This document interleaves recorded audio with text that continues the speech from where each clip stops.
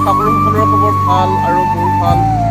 আৰু বৰ্তমান মই আছোঁ ছিকিমৰ মংগল ডিষ্ট্ৰিক্টত। আৰু ৰাতিপুৱা অলপ এক্সাৰচাইজ কৰিবলৈ আহিলোঁ ৰাস্তাৰে ফুৰি ফুৰি। আৰু ৰাতিপুৱাৰ পৰিৱেশটো বহুতেই ভাল লাগিছে, ধুনীয়া চাৰিওফালে পাহাৰৰ মাজত।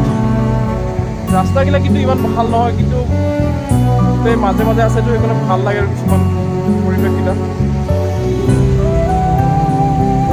বাকী জনাব আপোনালোক কেনে আছে।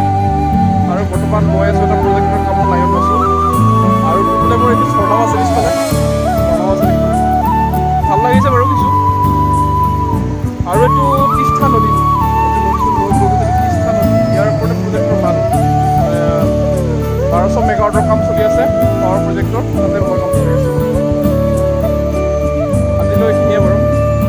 আশা কৰিছোঁ মৰম দিব, ভাল পোৱা দিব আৰু চেনেলটো লাইক ছাবস্ক্ৰাইব কৰি দিব।